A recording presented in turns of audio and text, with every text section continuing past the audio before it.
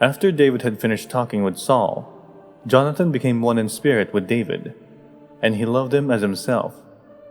From that day Saul kept David with him, and did not let him return home to his family. And Jonathan made a covenant with David, because he loved him as himself. Jonathan took up the robe he was wearing and gave it to David, along with his tunic, and even his sword, his bow, and his belt. Whatever mission Saul sent him on, David was so successful that Saul gave him a high rank in the army. This pleased all the troops, and Saul's officers as well.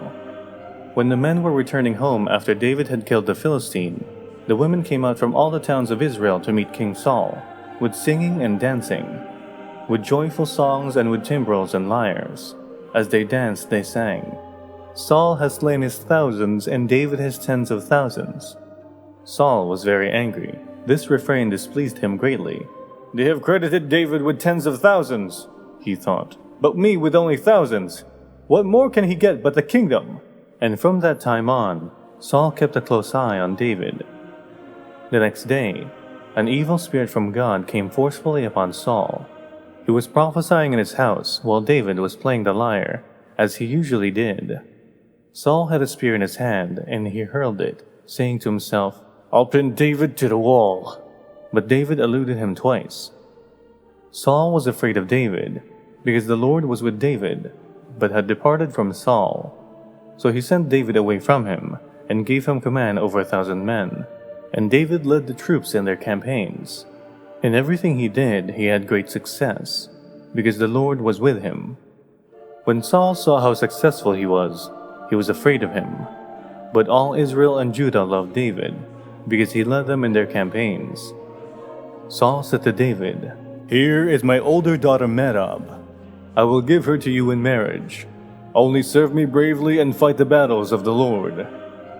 For Saul said to himself, "I will not raise a hand against him. Let the Philistines do that."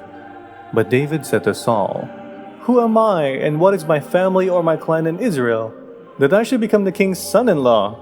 So when the time came for Merab, Saul's daughter, to be given to David, she was given in marriage to Adriel of Meholah. Now Saul's daughter Michal was in love with David, and when they told Saul about it, he was pleased.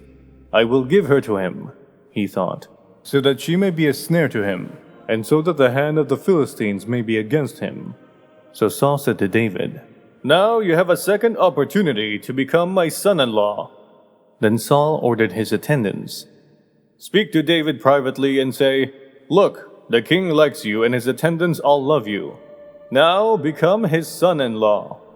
They repeated these words to David, but David said, "Do you think it is a small matter to become the king's son-in-law? I am only a poor man, and little known." When Saul's servants told him what David had said, Saul replied, "Say to David, the king wants no other price for the bride than 100 Philistine foreskins, to take revenge on his enemies." Saul's plan was to have David fall by the hands of the Philistines. When the attendants told David these things, he was pleased to become the king's son-in-law. So before the allotted time elapsed, David took his men with him, and went out and killed 200 Philistines, and brought back their foreskins. They counted out the full number to the king, so that David might become the king's son-in-law. Then Saul gave his daughter Michal in marriage. When Saul realized that the Lord was with David, and that his daughter Michal loved David, Saul became still more afraid of him, and remained his enemy the rest of his days. The Philistine commanders continued to go out to battle, and as often as they did, David met with more success than the rest of Saul's officers, and his name became well known.